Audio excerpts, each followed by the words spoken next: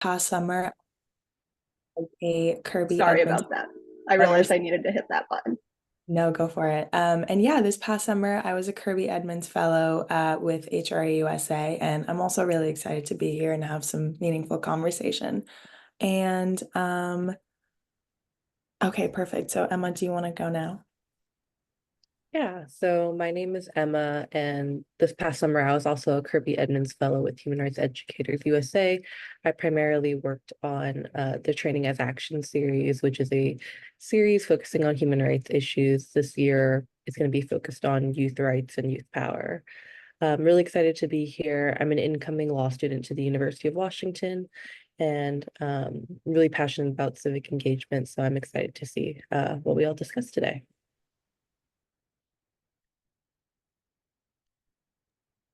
Then Nina, if you want to go, and then if you can pass it off to someone else. If people are unsure who's still left, participants, you can just kind of use the raise your hand function just so people can spot you easier.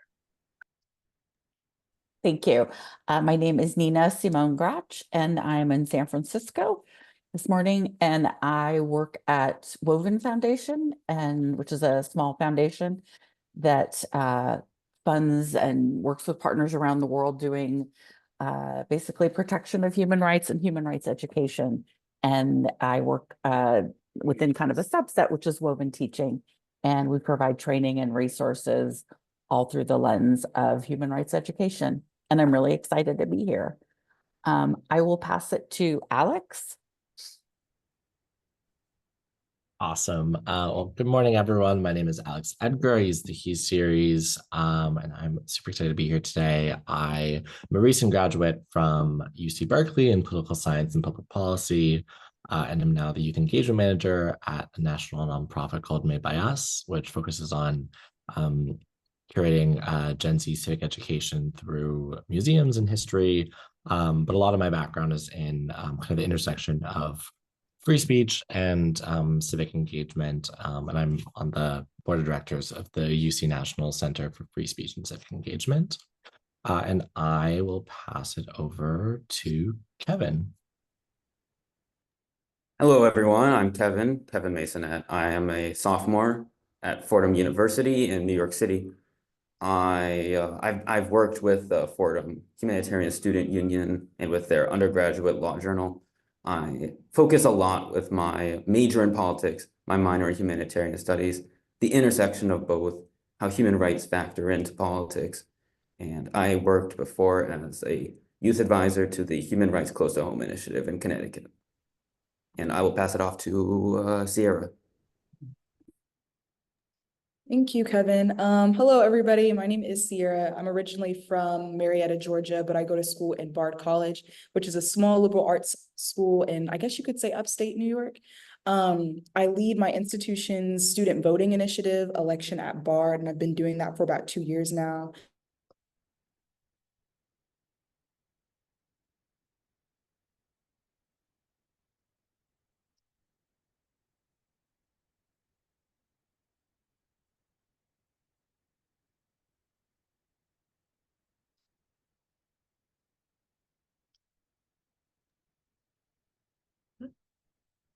Sierra, you are frozen.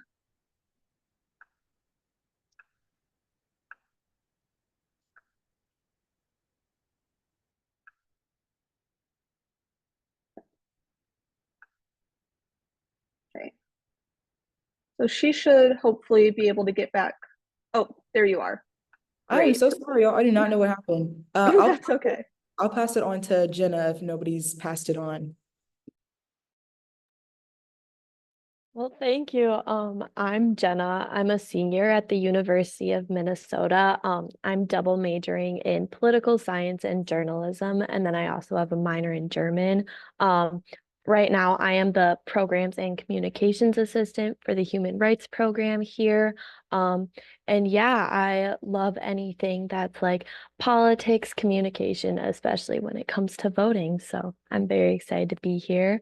And I will pass it to Elizabeth. Hi everyone, my name is Elizabeth. I'm currently a senior at Boston College. I'm studying international studies and communication. I'm super interested in journalism and also the pursuit of the truth in general. So I'm really excited to be here today. And I'll pass it to, Misha. Thank you. I have a background in political science, journalism, and education, and my current work is with Project Censored. It's a media watchdog and education organization. I'm the curriculum development coordinator. I also contribute to our written material, printed material. I'm on our various boards, and I'm happy to be here. Thank you. I will pass to Christy. Hi, it's an honor to be here observing this, and I am here on the homelands of the Dakota in Minnesota, and I work with Human Rights Educators USA in multiple capacities as a co-chair with Alana and work on other networks like the University and College Consortium for Human Rights Education and an international network called the International Association for Human Rights Education. And I will throw it off to Sarah. Hi, everyone. I'm really excited to be here today and to meet you all. I just graduated with my PhD from UCLA, and I study youth civic engagement, particularly on social media. And I'm going to be starting in January as an assistant professor in the sociology department at Cal Poly Pomona, which is part of the Cal State system. And I will pass it off to Jiawen. Kevin? Yeah. Hi, very nice to be here. I'm a first-year graduate student at Columbia School of International and Public Affairs. I study human rights and international affairs with a focus on international organizations. I'm very happy to join this conversation.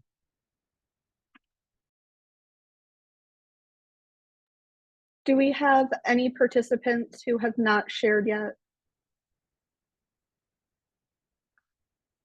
I think that was everyone. So thank you again for taking the time on this Saturday morning to get together. We have people from such a variety of experiences. I'm really excited to hear what everyone's going to say. So how this will work is myself, Emma, and Ara will kind of rotate asking some questions. You can see those kind of on the outline. Doc, you might have noticed that some of the questions are tailored more towards experts or youth. We understand that some of you might fall into both of those categories, and youth do have their own kinds of expertise. Those tailorings are not meant to form like a rigid divide in these groups. It's more just to help organize the conversation and make sure the younger voices are being heard. So do we have any questions before we get started? All right. So our first question is focused more on the experts that are here today. And that is, what is mis/disinformation and what are weaponized communications?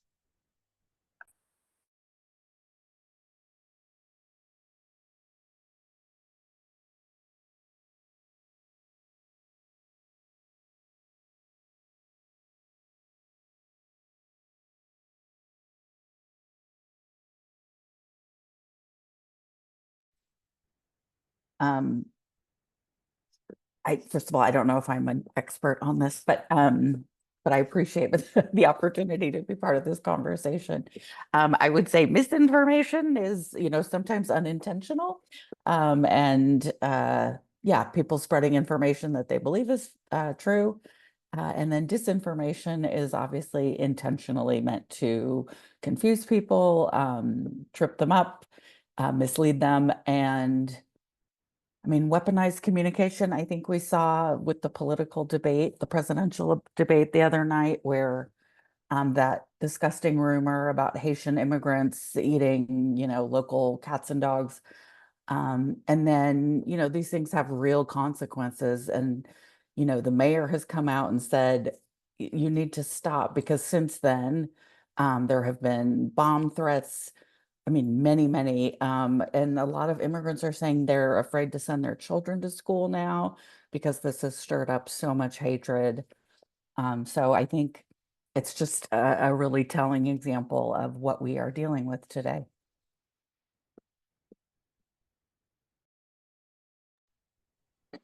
I can add to that if it's all right.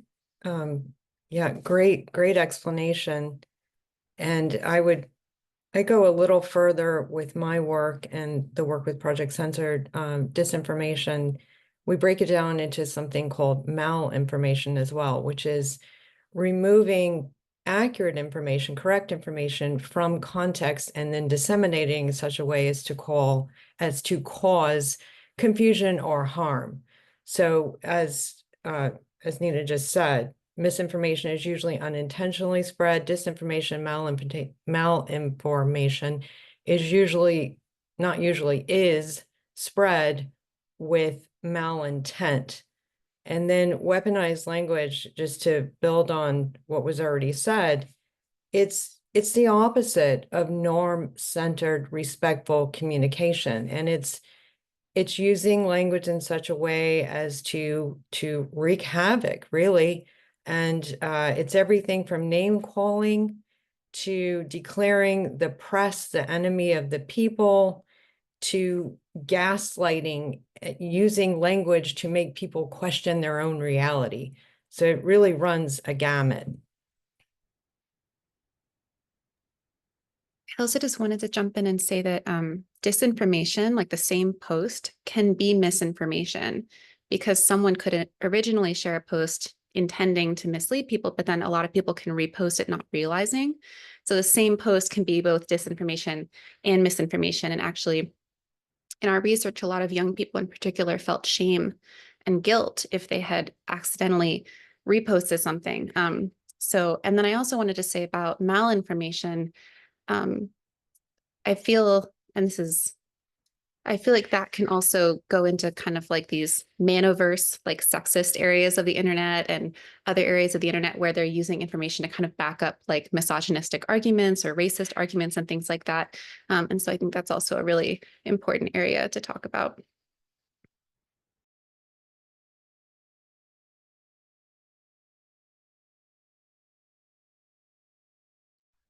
Did anyone else have any comments or questions on that topic?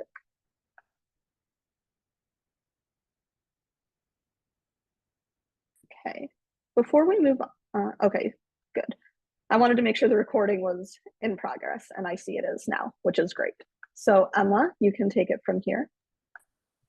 And our next question is, do you see misinformation/disinformation and weaponized communication as a threat to democracy? Why or why not? And this is addressed to all participants, but we prefer if some of the youth started with answering this question.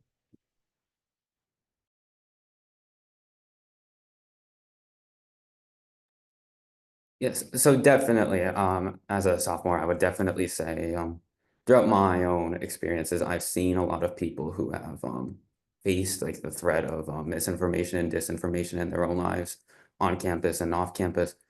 I think a lot of it, especially in the modern day, has to deal with, the very great thing that is the internet and being able to access so much information at your fingertips, but that also leaves like any information at your fingertips.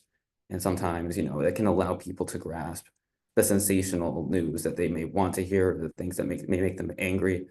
And I think a lot of those, the angry sort of misinformation that very easily spreads around, corners of the internet, really leads to a lot of faith being lost in democratic institutions. And I have seen some examples of that on and off campus in my own life. So definitely, I would say it's a grave threat to democracy. I want to agree with Kevin's point and also add that it definitely subverts democracy, I feel like, because you're manipulating the electorate's understanding of policy. And so that creates like a really uninformed polity. And democracy can't function at its full capacity when people are making decisions or expressing themselves democratically based off of falsehood and lies. So I think it's really important whether the information was disseminated intentionally or unintentionally.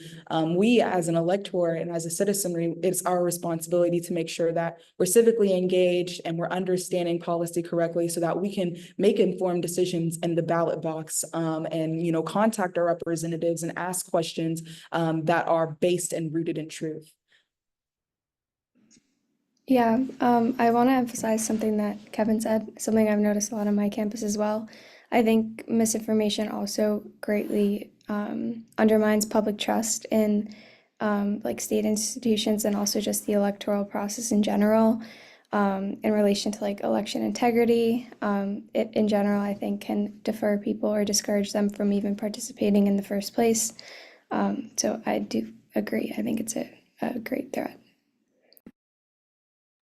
This is kind of just continuing with that idea. I think a lot, especially in the media, specifically social media, where a lot of younger people tend to get their news just because of like convenience or that's where they see it. There's a lot of negative rhetoric around institutions and also politicians and officials. So I think it kind of continues like to discount or also make the public trust go down and everything. And then they just have a lot of negative feelings towards these institutions that are supposed to be helping them in their everyday lives. Yeah, I want to add on to that point that Jen just made about kind of like it like really affects like the trust, but also like so much of it is based on like the ease of accessibility, I think. And especially, you know, most of us like are either in or recently out of higher ed. And I think like coming from the perspective of these very like liberal institutions, it's easy to take like a very like narrow look at what, you know, we categorize as mis and disinformation or weaponized communication, but like it's very much like not a partisan thing. It is like across like the spectrum of like all different like political ideologies and backgrounds, and often very much focused on like us as young people online who, you know, as Jenna was saying, like we primarily engage in like news content through social media. But more in general, I think it's also very much like a class-based thing of like, you know, who has the money to push out content and how much that influences you know, the views and how like targeted you know, communications can really be weaponized. Like just recently, I know there was like one attacking like Doug Emhoff for being like APAC in like in primarily like Muslim areas, and like they're showing this as like a pro-democratic ad, but like it's targeted in a way to like turn off potential Democratic voters. So I think like there's a lot of like really interesting ways it's been coming up, and particularly like with Citizens United and like the amount of like political spending. I think, you know, we're just going to keep on seeing it increase and increase.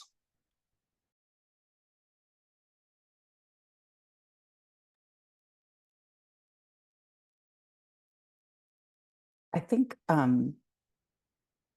also that with misinformation or malinformation, so much of it, you know, if you look at like the Russian bots in 2016 are using issues that are already, you know, fraught in the United States, issues like race, gender, religion, um, you know, using digital blackface, where some of these Russian bots looked like they were Black Lives Matters activists. So pretending to be one thing and then sort of infiltrating and obviously intentionally spreading these messages. And again, I mean, I think, right, the idea that, you know, demeaning journalism and democratic institutions, and also, you know, saying basically there is no truth, is a really, really dangerous place to be, and a really cynical place to be, and very intentionally so.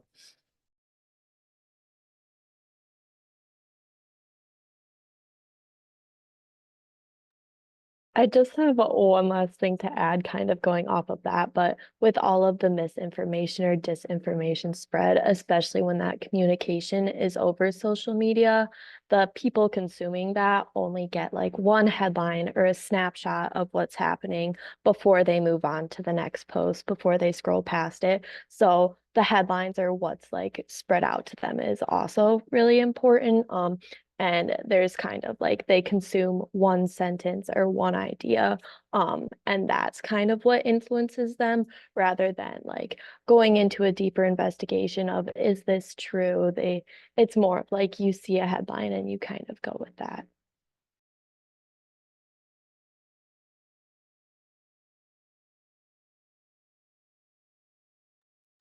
I would also like to add one last thing about what Nina said earlier, especially with regarding the absolutely false and horrible rumors spread about Haitian immigrants very recently, and just how very real that is. And just, I think a lot of dis and misinformation contributes to just broader anger against other people. And even like, I feel like that hatred towards other people that is fostered through these forms of misinformation can be really devastating to democracy in an indirect way, stirring up conflict and stirring up hatred and anger.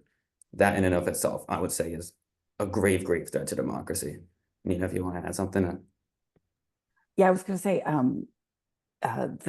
in August, which feels like a long time ago, after those 3 girls in the UK were stabbed, little girls, in Southport, it was by another young person. And then online, it became that this was an asylum seeker, that this was a Muslim person who was the perpetrator. None of that was true. But I mean, they had mobs. I just read 100 police were sent to, the emergency room. Rioting, setting fire to mosques, trying to break into hotels where asylum seekers were housed. And the police, I guess, had to release the perpetrator's name. And I believe he was from Wales, even though he was under 18, because, it was just creating, real violence and damage. So yeah, like Kevin said, I mean, they have such serious consequences. That reminds me of an article that I read in the New Yorker. I think it was in August, and it was quoting a poll, and it was talking about low information voters. And those are people who really tend to swing right. And they are people who grip onto stereotypes. And so just, adding to what you've both just said, yeah, the stereotyping, it's so weaponized now and is certainly a part of weaponized language, disinformation, malinformation, misinformation. It also reminds me of the situation from the Philippines. Just quickly, I'll mention, because Maria Ressa, the Filipina journalist who won the Nobel Prize in 2021, she wrote a book called How to Stand Up to a Dictator. It was published in 2022, I believe. And she wrote the book as a cautionary tale to the West, because the Philippines, for all intents and purposes, before Duterte got elected, was a democracy, and they have a constitution that's modeled after the United States Constitution. They have a Bill of Rights, supposedly a free press. And as Maria Ressa has explained, the division of their nation happened both from top-down government and politics and bottom up through social media. And it was all, just this fake news on steroids that divided the people. And the only way that finally stopped and changed and Duterte lost his position was because the people finally said enough is enough. The military just got to the stage where they decided they were no longer going to kill and harm their own citizens. So, everything that you're talking about is really, really important. And I think it speaks to, and I know we'll get to this, but I think it really speaks to the importance of education. And speaks to the importance of this roundtable.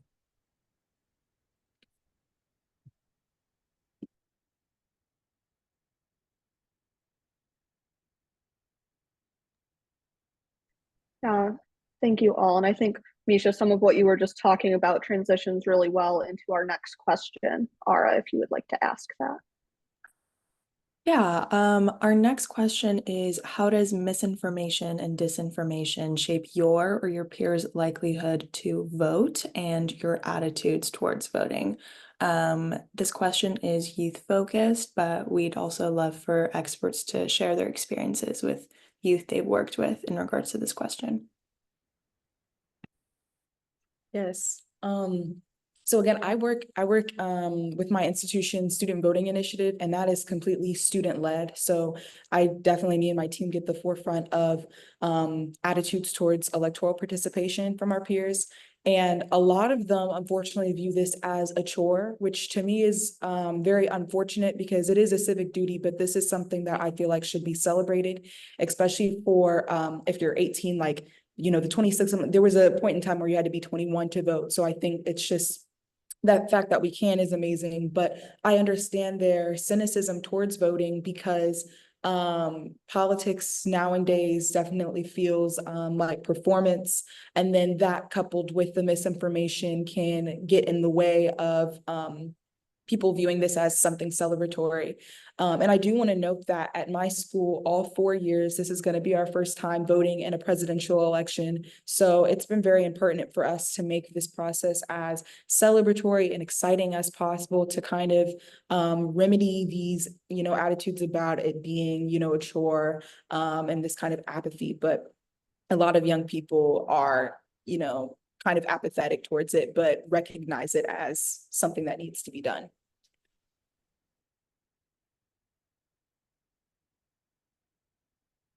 Yeah, I just want to go off Sierra's point. That's something that I've definitely noticed on my campus as well. I think there is like a sense of like cynicism almost, and the idea it's you kind of get like analysis paralysis with the presence of like so much misinformation.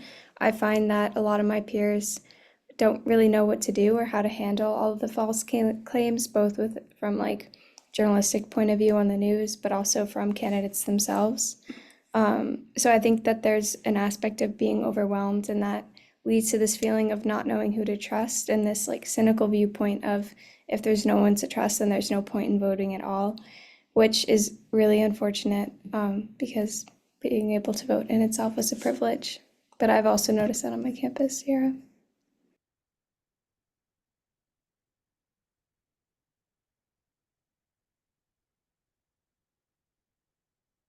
I've noticed as well, to jump off Sierra's and your points on that cynicism. I think also that cynicism not only leads people to just not want to go through the process of voting, especially because it's just difficult for, I know, a lot of people who just don't know how to get access to their like absentee ballots, for example, or they have seen misinformation about that. There's so much that just makes it feel like it's too much of a chore to them. But also I feel like a lot of cynicism can lead a lot of young people to see all of politics as just something not to be touched, just to completely avoid it. And voting can sometimes feel like you're legitimizing, you're recognizing a system that you don't believe in. And I think therefore, like a lot of that cynicism just really manifests, and it keeps on, it's just a really bad repeating cycle. And so I think that cynicism in and of itself is a grave, grave issue. Yeah, I just want to say I agree 100% with everything that everyone has said. A lot of people have that I've seen on campus see voting as a chore, something they don't want to do, politics as something that's very tumultuous. They just don't want to get involved, and they kind of want to be removed from it just because there's so much cynicism and negativity with kind of different officials or politics in general. I think one thing I'd say, like, definitely agree with what a lot of the folks were sharing. But also I think like we can't really put it like kind of on the like general population as like, they're like have so much cynicism. Because I think like so much of it is like the lack of ability to like communicate the ways that politics is working. And I think that's something I'm sure we all have seen is like no one really wants to talk about the good things going on. It's incredibly focused on, the next negative story. So that's like not even like I'd say like technically like misinformation, because like they are sharing like things that are truly going on, but like it's a large part of like what, particularly with like young people who are, new to this process. We don't have good civic education in our country. And with like low information voters, like folks who, don't have the time in their lives to dedicate it as, a lot of college educated and wealthier people do. That like, that balance, if all they're seeing is the negative things going on, like it's not always just like the fault of like mis and disinformation. It's like just like what information is accessible.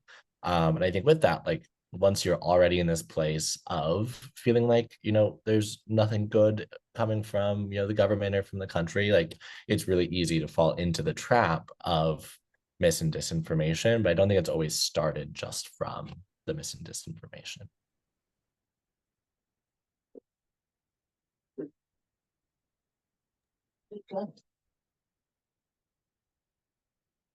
I think everything that everyone has pointed out is spot on.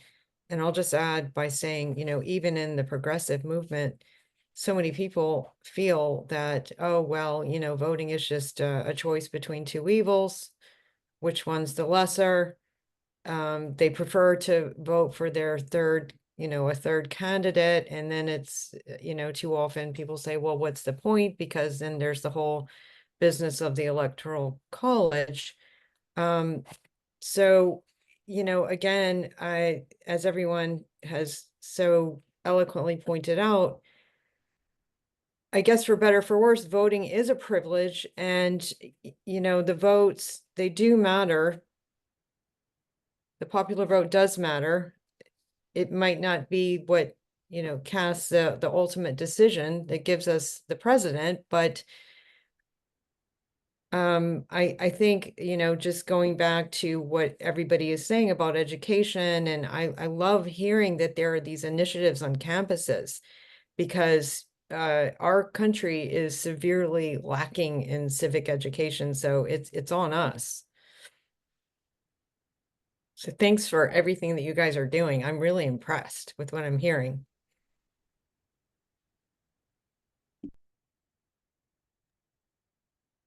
I am also really impressed. It's really great to see all of these different initiatives happening, because like I know the ones that are going on at Albion. We also have a voting coalition that I'm president of Student Senate, so I'm a part of that and involved in that. But it's so good to hear that that's also happening on other campuses, and that we can have discussions like this to try and have more of those things kind of happen. And so you guys have already talked about how mis and disinformation can kind of pose like a barrier to voting, but kind of along that route, the next question is, do you and your peers understand how to register to vote and how to actually go out and vote? And where is there confusion and what other barriers are in place?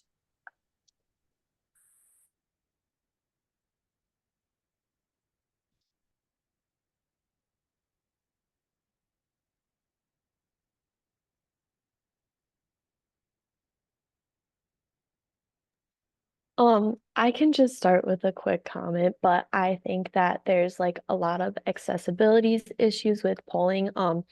As someone who goes to like a pretty big school, a lot of students are coming from out of state, and there's a lot of confusion around what absentee voting is, what that kind of means. Also, they don't know where they should register to vote, especially with incoming students who maybe are voting for the first time.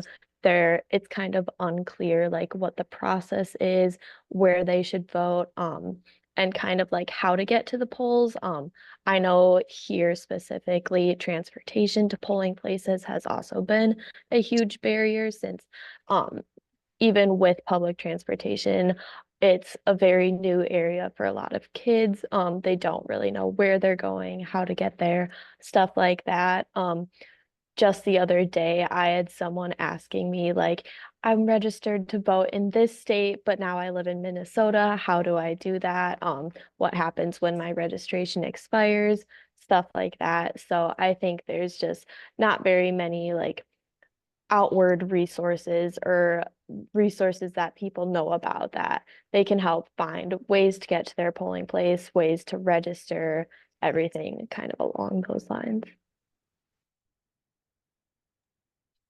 Yes, I agree. There are definitely, excuse me, there's confusion about electoral laws when you're coming from different jurisdictions and then you're going to your school. But also there's a lot of barriers that are kind of set on by the community. I go to a liberal arts school and we have a pretty left-leaning student body, and our external community is pretty Republican. So in 2020, our school had to go through a series of lawsuits to get a polling location on campus, and they had to fight with the commissioner. And there are still kind of attacks from the community, or, you know, trying to get us to lose our polling location because our students don't vote the way that the community does. And that same thing happened in North Carolina A&T, where they were split up with 2 polling locations on North Carolina A&T. And so that confuses students because North Carolina A&T votes a certain way and the external community votes a different way. And then gerrymandering also has a lot to do with that. So there's not only this, you know, just kind of ignorance about electoral laws, but also different barriers that people are trying to combat from community members and laws that are set up on a higher level.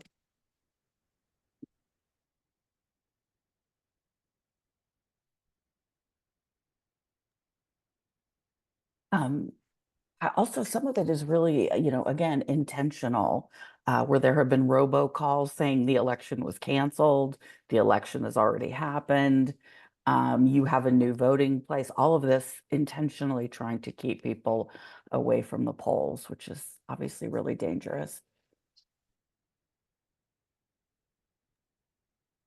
Yeah, I was gonna say, like, kind of touching on what like Sierra was talking about, a lot of it is very much, I think, like if you're in a place that doesn't want you to vote, like you're not gonna have an easy time doing it. If you're in a place that, you know, wants to help you vote, it's gonna be a lot easier. I think that's like so much of like it comes from like an education gap, just like what they tell you in high school, what do they talk to you about in college? Since like most folks maybe have to go through a government class. So I think like a lot of people understand like the very base level, like what is voter registration. But like as folks mentioned before, like if you go off to college, you're probably registered to vote back home if you are already registered to vote. And like the number of people that like would like come up on election day to be like, hey, I never got my ballot. And you have to be like, oh, well, you did get your ballot. It just was like mailed to your home address, which is not here. So I think a lot of it is like it's not just register to vote and vote. It's like register to vote and like have that like civic education that like you're like more aware of the process. So I think that's a lot of where like the confusion and the barriers are, is that like it's not easy for young people to vote. Like the system is really built for people who are in like permanent domiciles for extended periods of time, and you know have the time and energy to you know be like tapped into the news and everything that's going on. So I think a lot of it is just like, yeah, fixing systems to help make it more accessible. Yeah, I fully agree, especially with what Alex and Jenna were saying about understanding how to vote in a college, especially if it's out of state, and all the barriers that exist that way. When I voted in some primaries some time ago for back in my home state of Connecticut in New York City, a lot of my friends and a lot of my peers are genuinely completely surprised at how exactly that works. I just realized how fortunate I am to have had civic education that tackled absentee balloting and how to vote in a state where you aren't. And I feel like a lot of the stuff that also comes from this can lead to some cynicism. I've spoken to some people who are from states where absentee balloting is really tricky, and there are a lot of barriers in that to receive a ballot in another state. And it just gets really, really complicated and really tricky. And I think that in and of itself, being very real, leads to a lot more cynicism regarding democracy. And yeah, I think it's all just, you know, it creates significant factors in losing faith in democracy.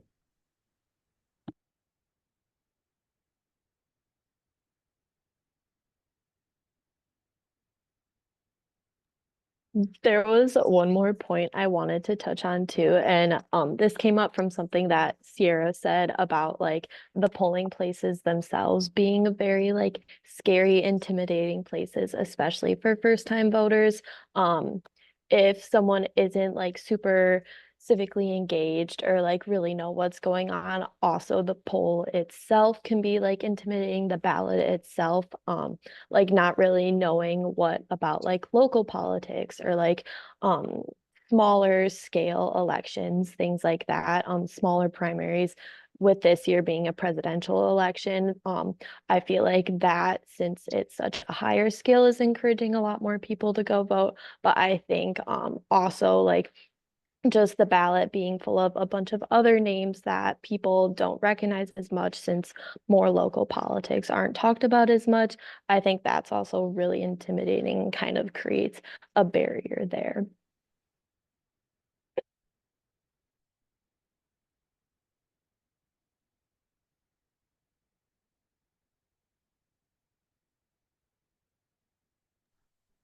I just Emma, wanted to, oh, sorry, go ahead. Oh, share what you were gonna go, please. Just one quick point to that is that in other civic engagement research, we've found that civic skills take practice just like any other skills. It's just a skill set, you know? And I think one of these unique barriers to voting is that it's something you can't, by definition, practice. You're not going to get a whole voting place together and have people come in and like practice it, right? And it only happens every few years. So I do think that's another unique barrier to voting is that you can't practice it, but you have to be able to practice civic skills in order to feel comfortable with them. And so that's another thing I just wanted to highlight. I'll mention too, because Jenna mentioned the lack of attention on local politics and how that can be baffling once somebody arrives at the ballot box. That really speaks to the disappearance of local news and the just mass corporatization of news channels, stations, papers, and the spread of news deserts in this country. So it makes it harder for anybody to get local news.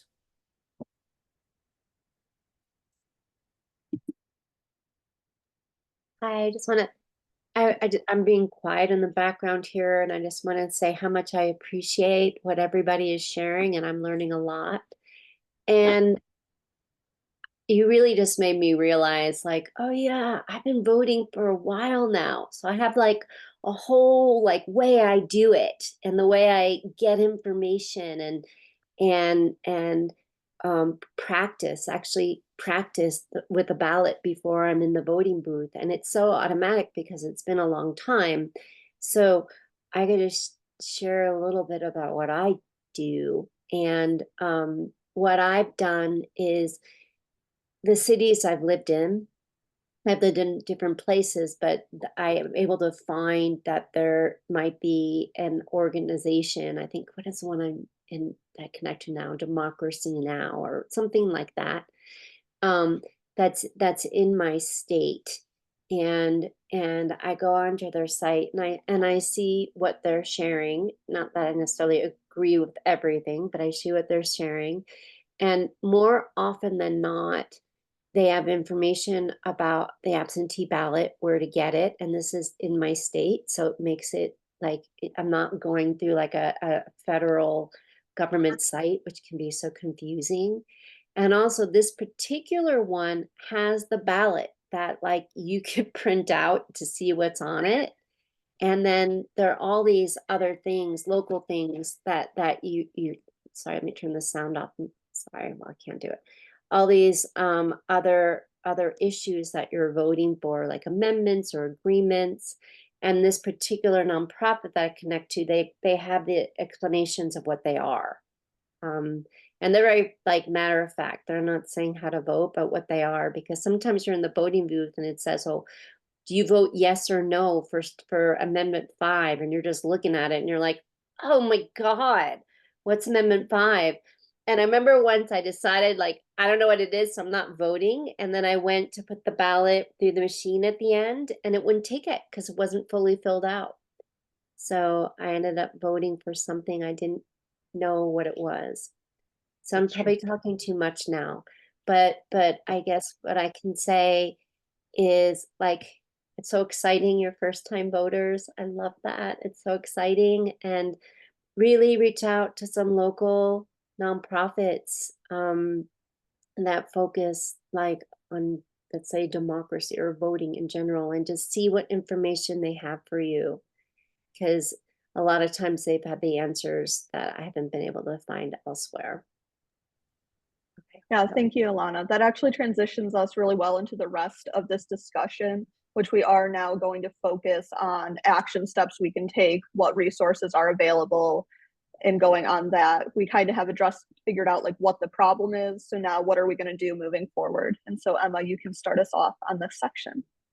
Yeah, so our first question to kind of kick off this section is, what actions have you or your network taken to combat misinformation/disinformation, voter apathy, and/or barriers to voting? And this is open to anyone.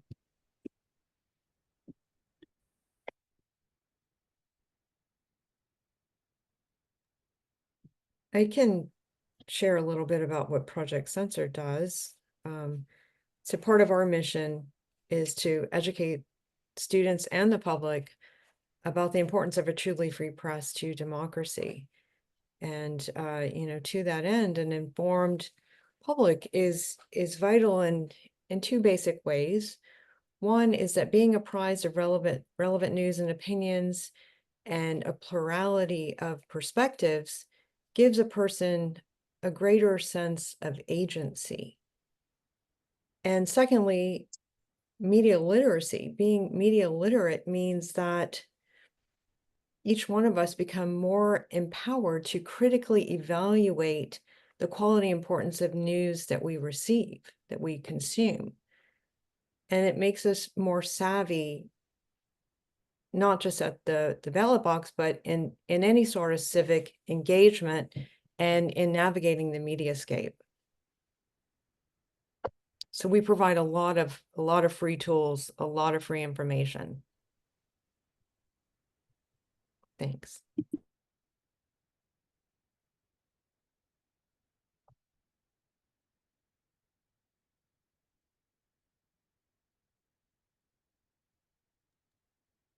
Just to chime in, Woven Teaching also has a few lessons on misinformation and disinformation. And again, right, being a critical thinker, being a critical reader, doing lateral reading, so checking sources, and also just reminding people not to share and spread things before they've investigated it or read it carefully.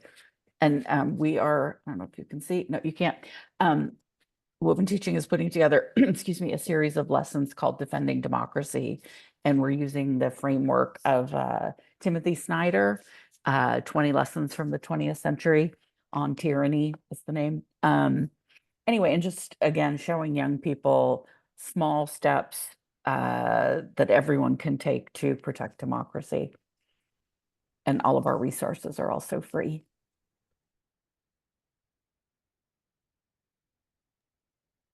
I think one thing in terms of like what what I tell other people also do as well is like so much of this like isn't stuff that can just happen because there's a resource, because oftentimes the people who need it the most aren't gonna be looking for the resource. So there's something I try to do and to get other folks to as well, is like, just like if you're on social media and like you see a friend sharing something online that you know is factually untrue, like just like in a very kind personal way, like reaching out and sharing the facts and why what's being shared is incorrect. And that's something that I've been able to do multiple times, and every time like it has ended out better, in the sense of like them understanding that like a lot of the time it's as we were saying, like it's unintentional. It's like it's either from a source that they trust, or it's from a friend that had shared it themselves and they trust that friend. So oftentimes it's just like it's helpful trying to like make that connect of like, oh, like I know you're not trying to misinform people, but like here's what you're doing. And I think that's really helpful, especially coming from like a peer, someone that you like actually already have trust in a relationship with. Because oftentimes like if it's just coming from some third party source, it can be a lot harder to like actually like listen and internalize what's being shared.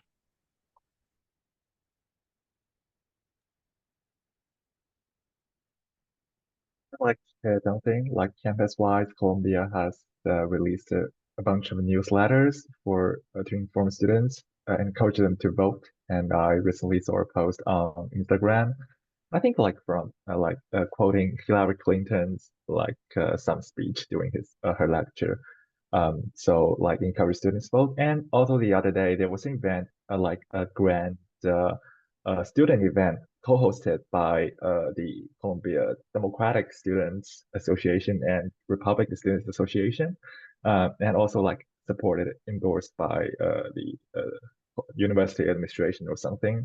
They together watched the presidential debate in a great hall, which I think greatly encouraged the debate and atmosphere on campus to engage with this political dialogue. I think that would be very helpful. Yeah.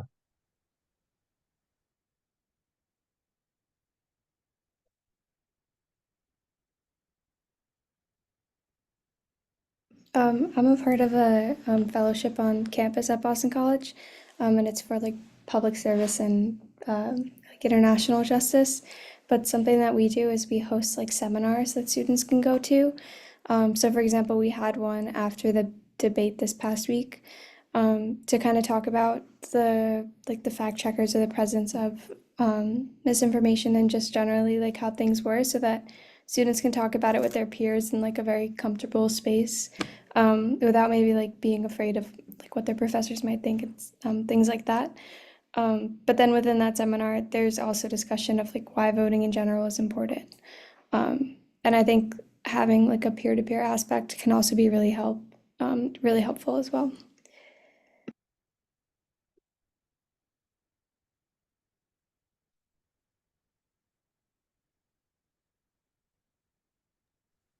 I'll share one thing we do at LBN is we have tabling in like a common space building for voter registration. And we will partner sometimes with other like community organizations. Like one I was working at a little over a week ago, we were with the NAACP, like the LBN local chapter.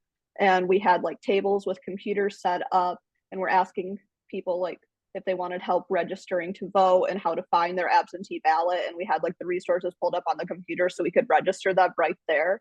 And then we were getting a lot of people. We registered like 75 people in 3 hours, which was really awesome to see. And we've been hosting several of these events that will be happening. And one thing that one of the leaders from the NAACP was doing, and I was asking him, I'm like, you're really good at getting people to stop by. He was like, the trick is saying, may we register you to vote, not are you registered to vote. And then like for the absentee ballot, like may we help you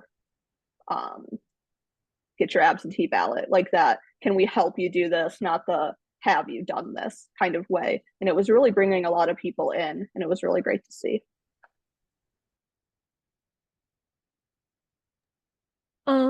At the University of Minnesota here, I'm also involved in student government, and every year, we do a pretty big like voter registration push. Some things that happen is, I don't know what you guys are familiar with, but one of our sayings here is row the boat. So, student government does a row the boat every election cycle where, 2 years ago, I was a volunteer for it. We would bring sheets that like register students to vote, and we would go lecture to lecture, class to class, and getting all the kids in there to register. And then we would also on those same sheets also like have action plans for them to not only register to vote, but their plan to go out and vote. Kind of along with the row the vote, we also had a party to the polls, which provided students with transportation to the polls and everything. So that has been a really big and really successful thing happening here. But again, there is still kind of a lack for absentee voters or out-of-state students. But Minnesota also has same-day registration, so I think that also helps a lot with it.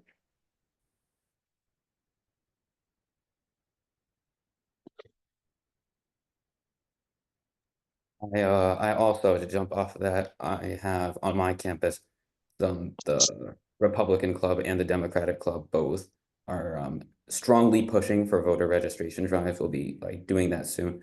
And there's so much excitement around how exactly that will be done, the strategizing for it, and just making sure that a lot of people get that civic engagement across campus. Because again, with absentee ballots, so many people just don't understand voter registration. Plenty of people on campus I know are not.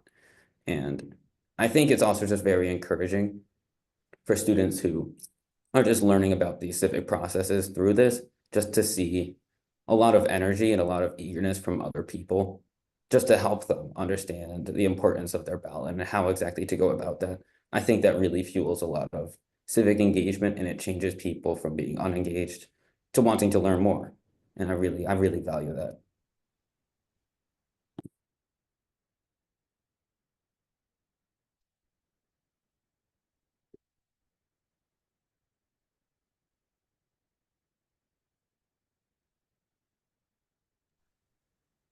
Ara, if you want to move on to the next question.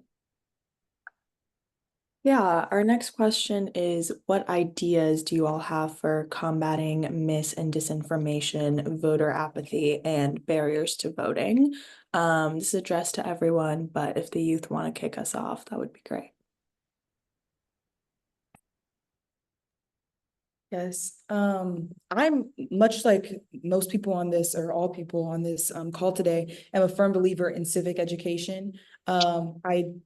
Again, I don't think I think it's absent in our public school systems. So I believe, like, I have a theory, and this is, again, something that I'm wanting to research, but I do believe, like, the more civic education you have, the more civically engaged you are, I think that would decrease your political cynicism, and increase your propensity or your likelihood to go out and electorally vote, to go and attend a town hall or whatever the case is. So I think that is one of the best ways, but this is, you guys are getting like a very unpolished answer from me because I have to research it, but that's my theory.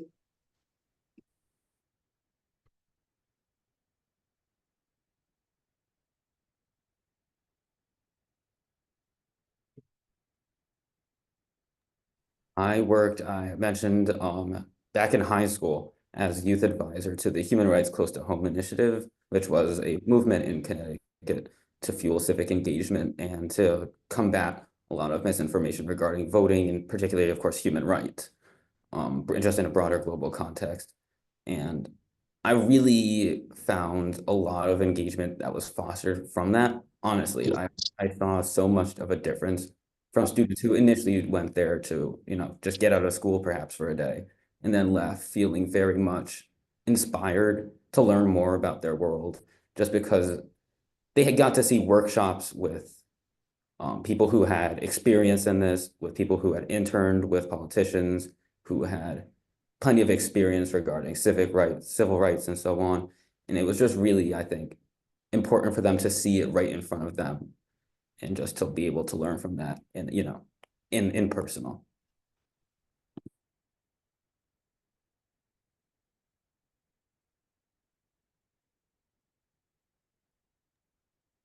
I also have one more quick note that reminded me of like, on a federal level, I think if we had, I would appreciate like national voter laws. I think that would decrease the barriers and the misinformation by 1,000 if all jurisdictions have the same deadlines and whatnot. But that might be a pretty polarizing opinion.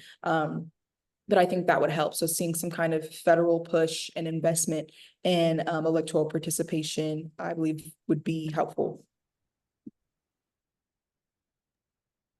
Yeah, I think, like, in order to like really have a better democracy, it needs to kind of be a effort across, all different aspects of our lives. From, I think, like, media and tech companies have a lot of responsibility in this, and definitely, increasing the ways that, within free speech, like regulations and like warning labels and stuff related to, AI generated content, and content related to, misinformation, and like deliberate disinformation, is definitely one area that I think, like, media and tech companies can definitely do a lot more in. Also, just like in general, I think the need to share more about like good things going on in our country, I think that plays like a massive role in voter apathy, and isn't particularly like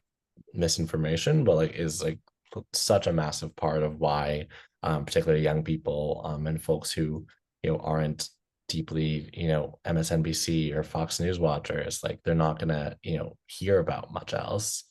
And also like definitely what Sierra was talking about in terms of like national voter legislation, although it's probably not going to be able to happen because voting has become such a partisan issue. I think like from ensuring all young people are able to pre-register to vote. I think like the Youth Voting Rights Act is an incredible piece of legislation that like touches on a lot of these like really important points, and just in general would be like really helpful to like have more of that investment.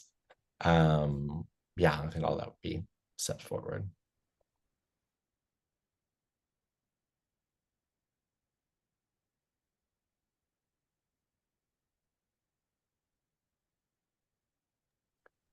One thing I'll add, just because I saw Nina your comment in the chat, I just say like we need to be careful with the idea of voting as a federal holiday, just because federal holidays would arguably make it harder for the people who need the most access to vote, because by having a federal holiday, you would still need a lot of like employees to make sure like everything is still running, which means that parents would need to have to deal with the balance of additional childcare because schools would be out, which is a massive block for a lot of people, both financially and like time wise, and also thinking about things like public transportation, which tends to be the method a lot of particularly like working class younger voters use, like public transportation on a federal holidays, either limited or not at all. So I think there's aspects of election day holiday that works, but I know we had to have a lot of conversations in California about that. But there's just like so many of these like little things that you don't usually think about, but like end up having really negative impacts, largely on the folks who already have the least access to voting. Thank you. Those are all really important points. I have a couple of questions.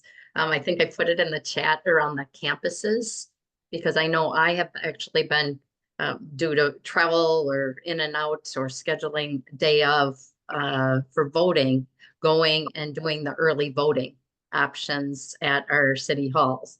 And I don't know if campuses have options to do that, to actually I think it would alleviate some of the challenges for the day of, and then if you run into the problems that you don't have an electric bill to prove where you live, or some of those day of problems. So if there are registration issues, you can still work it out if you're trying to go in the early. So I guess I'd love to hear perspectives on whether or not that's possible, or if you think it's a good idea. And then the second thing is, I know for the fact checking, like Snopes.com, or I mean, I'm curious to know for fact checking on some of these things, whether or not there are good sites that you all are using.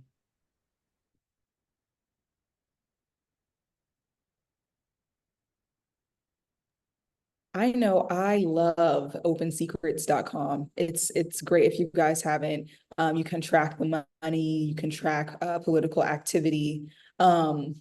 Also, real quick, let me open up my phone because there's a really good app for your phone. It's called Dome Watch. So Dome Watch, you specifically get activity on Capitol Hill. So you know when they're in session, you know when a bill is on the floor, you know all of that. And that's really good as well. So Open Secrets and Dome Watch, and I can put those in the chat for you as well.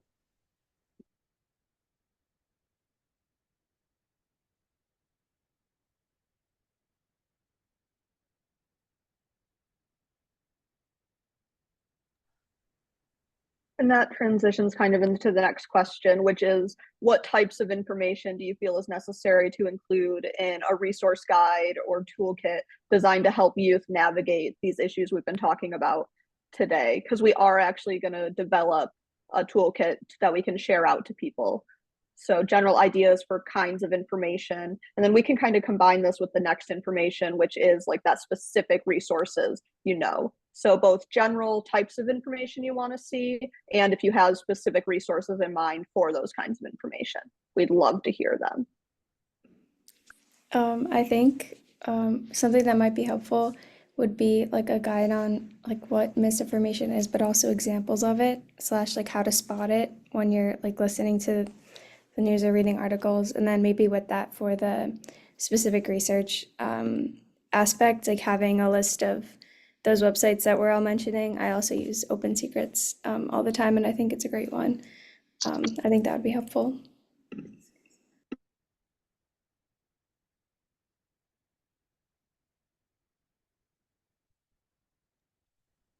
Project Censored has a ton of information that I'm happy to share. I can give links. One of our colleagues has just made a really great guide on fake news, how to detect fake news and how it's helpful for preparing to vote.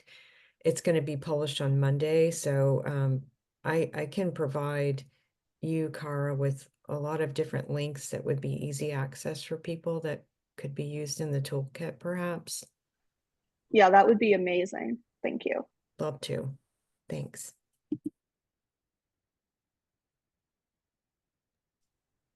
This doesn't exactly answer your question, but I do think in terms of like when putting together like a resource guide or toolkit to be very intentional about like the audience for the toolkit, because just in general, right, like I don't think your average person who isn't interested in civic engagement is gonna be looking for or engage with a toolkit like on something that they're just like not like probably spending much time of their day thinking about.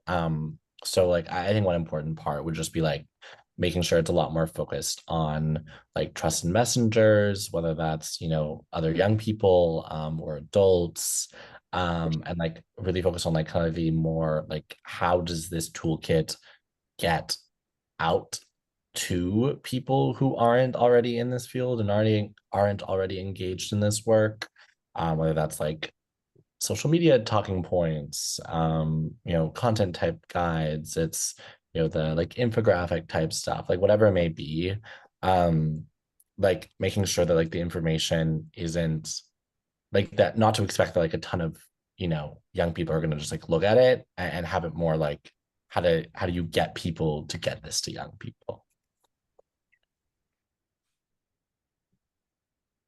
I'm just going to throw out one great resource for information about registering to vote. It's called Rock the Vote, and it is geared to young people. I believe they often appear at music events on campuses, but they have a great website. They've been around for quite a while, and it's really geared to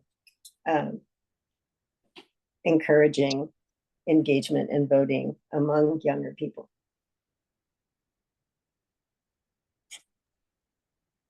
I also wanted to jump in and amplify what Alex was saying about young people speaking to young people, because in our research with like college age students, like most of their news, everything, all the information they're getting, and the inspiration, like Sarah was talking about, like the celebration aspect, this empowering aspect is all from their peers. And so I wonder if a toolkit or however you wanted to design it, if it could be kind of like an empowering, almost like a bystander intervention approach, where it's like, okay, if someone shares something, this misinformation or something online, like how do you talk to them about it? And like really empowering people, because I think going back to this idea of democracy, it's that everyone can participate and everyone should participate. And there's a lot of folks who can't vote, whose families can't vote. But one thing that everyone can do on social media is to combat disinformation, misinformation in an empathetic and, caring way with their peers. And that would go a long way. And I also just wanted to agree with the idea that I love toolkits, but that's not really where people are, especially if you're talking to young people. And so maybe turning those into a series of like TikTok videos that could have educational content or fun or something like that might be more helpful in actually getting the word out. Responding to Sarah and Alex, Project Censored does exactly that. We're actually a multi-generational organization, been around for about 50 years, and we do have a whole TikTok series called Decoding Democracy. And it's young people, it's popular people who are decoding democracy, like in like 1 minute or less videos. And we have it on YouTube, and we also have it delivered through a podcast and that kind of thing. So to your point, we're working at various levels trying to tap into as many different populations as possible, which also speaks to the power of popular culture. And you know, I think artists, musicians have a lot of power to address these issues too, and do, because think of all the social movements that have started, you know, from the popular culture, from the people on the ground, not from politicians, because the culture is always moving faster than legislation. So great points that everybody's brought up. I appreciate it.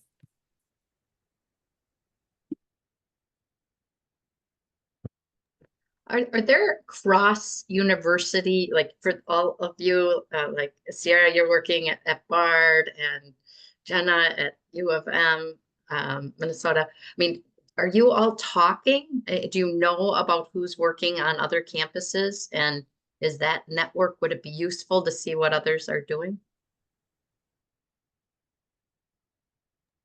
So I'm part of a foundation, the Andrew Goodman Foundation. I'm not sure if anybody else on this call is a part of that, but that I get access to other institutions and other ambassadors. Not as much as I would like, but I do get to see kind of what other people are doing. But I would definitely love to connect with everybody on this call, especially the students on this call, and see what they're doing in light of this election season.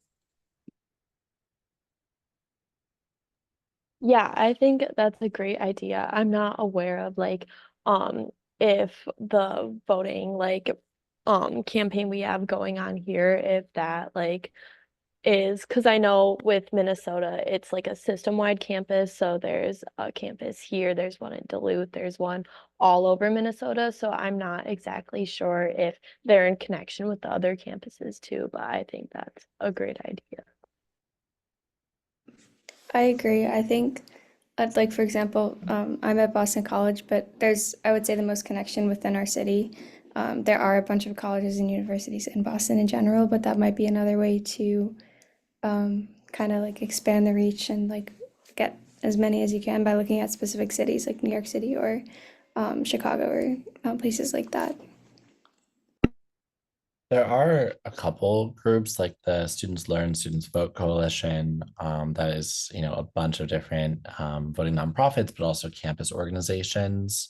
There's also the All In Campus Democracy Challenge, which is less of a convener, but more of like a sharing like resources across a large number of campuses, and also groups like, you know, When We All Vote and others, like all like there's a lot of like different networks of like people doing voting work on campuses. I don't think there's exactly one, but also I think part of that is because it is so different, like at like campuses across the country, like what kind of the needs are, what the capacity is.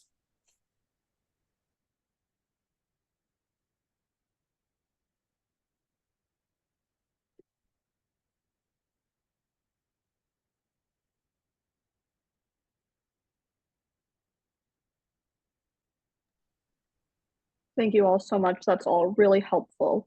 We have one last formal question. Emma, if you want to wrap us up. Sure. Yeah, and then for our last question, this is addressed to anyone. We'd love for the youth, especially youth who may have like voted for the first time already, to jump in on this question, but it's open to anyone. And it is, what is one thing you want young or first time voters to know for this particular election?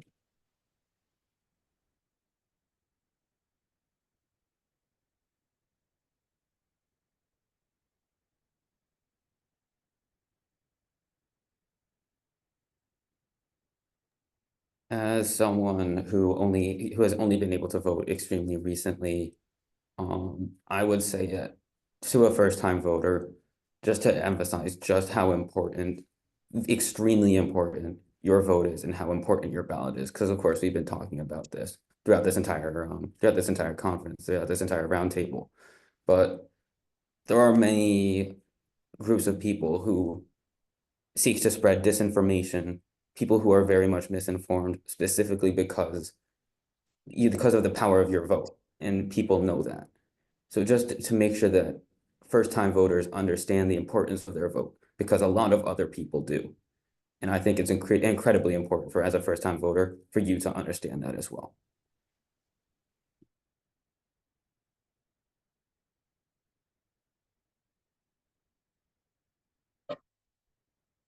Okay, so this might sound a little bit weird, but it's something I've been thinking about as I've been listening to everybody and watching the news lately, and of course, just being conversations, is the amount of people that just don't like either candidate. So their way of saying in these conversations I've heard is, well, then I'm not going to vote at all.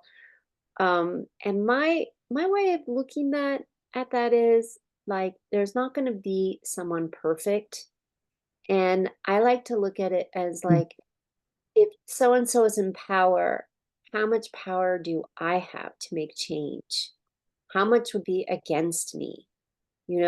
Like, and so I will vote for the candidate that I know I can work within that system to make change and continue to make change. So I guess I don't know if that's good or bad advice, but that's are just some thoughts to think about. Yeah, I'd like to chime in, kind of building on what Alana said. I think that somehow to convey that the voting is more than just the candidate, but the platforms that the candidate represents. What does their party stand for? And how to examine that. And that perhaps might be a resource item, like how do you find out what a given party stands for? There are links to their platforms, including perhaps Project 2025, just so that people are fully aware that it's not just the candidate. The candidate is actually just a representative of the broader kind of standing of, what would be done under this kind of administration. Yeah, I think another common trap that I've seen students or people my age fall into is like, oh, I'm not in an important state, so my vote doesn't matter. Like they won't have an impact. I think emphasizing that, one, that is likely your vote will matter, and two, that even if they still have that mindset, like ticking off having a vote within your age group too is also just as important, for like policies and things like that are shifted towards our group specifically, which I think our world needs a lot today too. Yes, I want to piggyback off of what Elizabeth said. That's such a good point. I think elected officials are less likely to pay attention to young people's needs if they're not seeing them show up electorally. And so even if you are in a state that is red or blue or whatever the case is, still voting and having that active voting and showing up in the electorate is a communication to your elected officials that you're there and that you're a constituent, and it's helpful.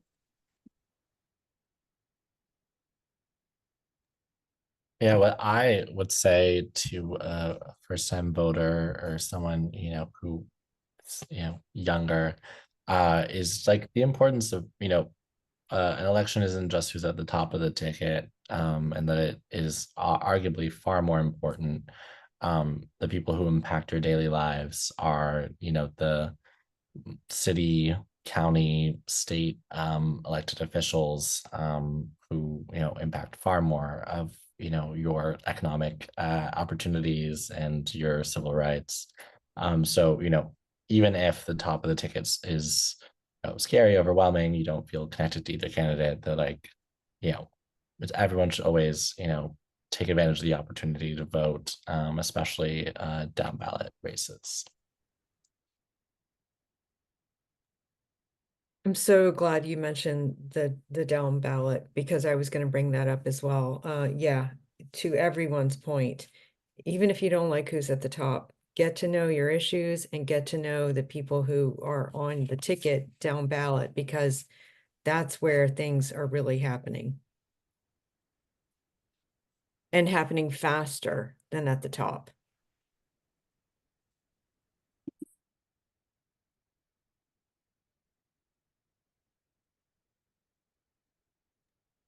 And one other thing, I want to just affirm what the group that Sierra mentioned, Open Secrets. It's phenomenal for looking at who's donating to campaigns. And another one is influencewatch.org. You can look up, you can really look into the dark money and see who's behind some of these candidates.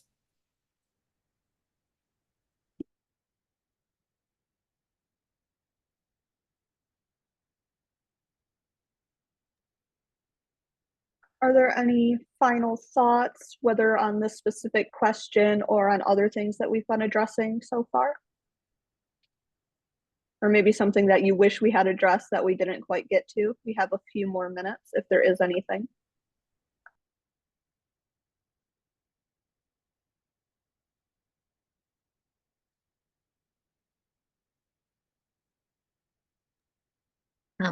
I guess I'm thinking about Alex's point around, okay, audience and also the networking of even this group. I mean, what is the best way to try and connect? I mean, and kind of share information rather quickly. We don't have much time, at least in this next upcoming election. You know, WhatsApp groups, or I'm not sure, is it all just Instagram, you know, connections, or what would you all recommend?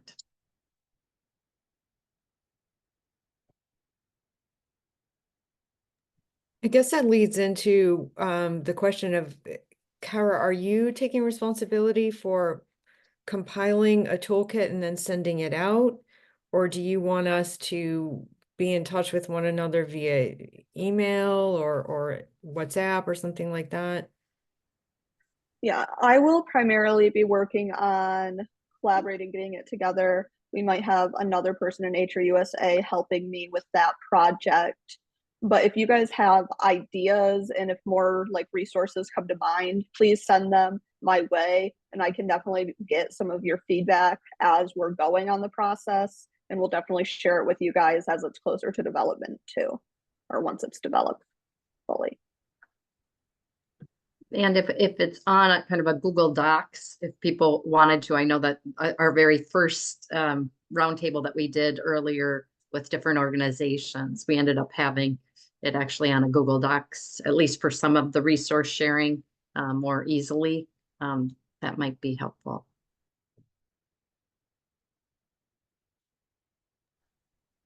Would you guys like me to create like a Google Doc that we all have editing access to be adding things to? Probably the easiest. Okay, we can definitely do that. Thank you. Thank all of you. I'm been so happy to hear from all of you today, taking the time out of Saturday morning. And the discussion has been really great, and you've shared so many resources, and additionally things I hadn't even been thinking about with how we want to get these resources out to people in the ways that are really going to connect with youth the most. So thank you all so much for coming. Thanks for hosting. Everybody just shared some phenomenal info. Thanks for inviting me. Thanks, everyone. Thank you. Thank you. Thank you. And kudos to Thank all. you. Thank you so much. Right, take care. Nice to meet you. Bye. Great work, Kara, Emma, Ara, terrific. You really did a beautiful job, and this is excellent. Excellent. Thank you. It really is. How do you all feel? I'm feeling really good. As you should. I think everyone had such great things to say. I know it was like a Saturday morning. I didn't know what like the vibes were going to be, but everyone came so prepared, shared some great info. I personally learned so much. Me too. Me too.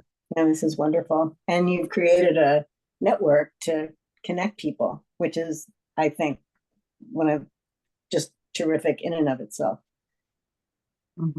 Yes, and I think that the video, yeah, I know others who couldn't make it would like to be able to see it. Emma, I'm sorry, I jumped in.